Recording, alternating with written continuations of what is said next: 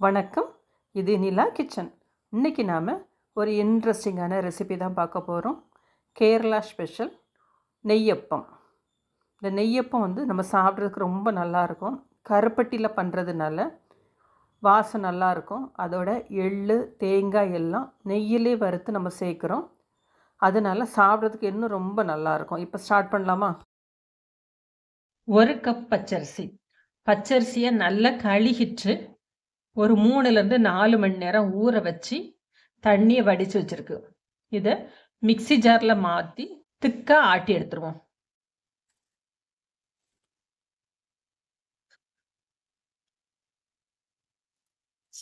திக்காட்டி இதை ஆட்டி எடுத்துடலாம்.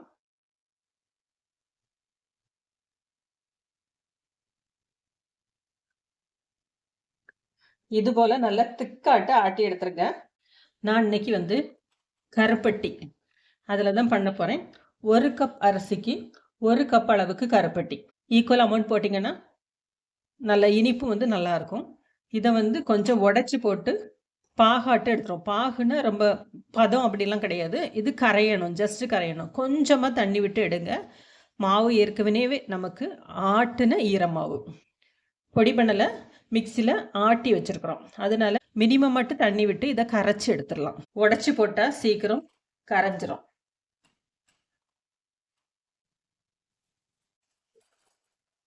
இது கரையிறதுக்காக 1 குழிக்கரண்டி அளவு தான் நான் தண்ணி விடுறேன். இது கரைஞ்சா மட்டும் போதும். பாருங்க, கருப்பட்டி கரைஞ்சாச்சு. அரைச்சி வச்சிருக்கிற மாவில் இந்த கருப்பட்டியை அப்படியே வடிகட்டி விட்டுலாம். நல்லா சூடாக இருக்கணும். இதை நல்லா மிக்ஸ் பண்ணி வச்சிருங்க. இந்த அளவுக்கு தோசை மாவு பதத்துக்கு இது இருக்கட்டும். இதை அப்படியே மூடி வச்சிடலாம். 1 டீஸ்பூன் அளவுக்கு நெய் விட்டு நறுக்குன தேங்காய்,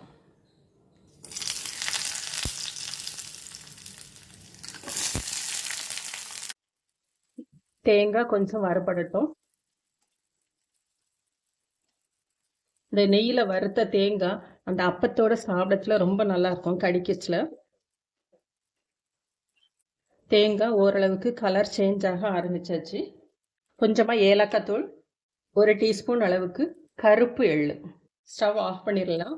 இந்த சூடுலே எள்ளு நல்லா பொரிஞ்சிடும். ரொம்ப ஒரு ஈஸியான, அதே டைமில் ரொம்ப ஒரு டேஸ்டான நெய்யப்பம். பயங்கர வாசமாக இருக்கும். அந்த தேங்காயை இப்படி நெய்யில் வறுத்து இந்த அப்பத்தில் நீங்கள் சேர்த்து சாப்பிட்டு பாருங்க. அவ்வளோதான். இப்போ இதை கலந்து வச்சிருக்கிற மாவுல மிக்ஸ் பண்ணிடுங்க. நல்லா கலந்துருங்க. நெய்யப்பத்துக்கு பேட்ரு ரெடி ஆயிடுச்சு. இப்போ கடாயில் நம்ம எண்ணெய் விட்டு சுட்டு எடுத்துருவோம். எண்ணெய் விட்டுக்கிடலாம். மாவு பாருங்கள், இந்த அளவுக்கு திக்காக இருந்தால் கரெக்டாக இருக்கும். நம்ம ஃபஸ்ட்டு கலந்து வைக்கச்சில் தோசை மாவு பதத்துக்கு இருந்து இப்போ அதோட கொஞ்சம் திக்காக ஒரு இட்லி மாவு பதத்துக்கு இருக்குது. மாவு ஊறச்சில் இந்த அளவுக்கு இருக்கும். சூடாட்டு நம்ம பாகு விடுறோம்.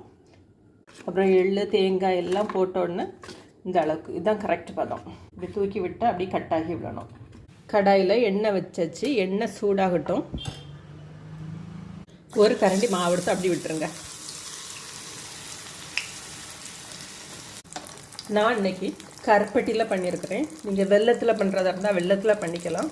கருப்பட்டியில் பண்ணிங்க அப்படின்னா நல்ல ஒரு வாசம் இருக்கும். கருப்பட்டியோட டேஸ்ட்டும் அந்த வாசமும் ரொம்ப நல்லாயிருக்கும்.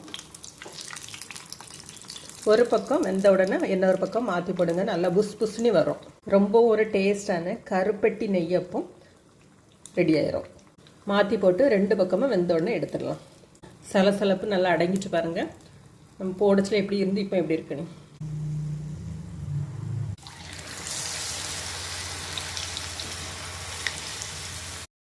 நம்மளோட நெய்யப்பம் ரெடி ஆயிடுச்சு. இதே போல் நீங்களும் செஞ்சு பாருங்கள். செஞ்சு சாப்பிட்டு பார்த்துட்டு எப்படி இருக்குது அப்படின்னு சொல்லிட்டு ஃபீட்பேக் கொடுங்க. தேங்க்யூ.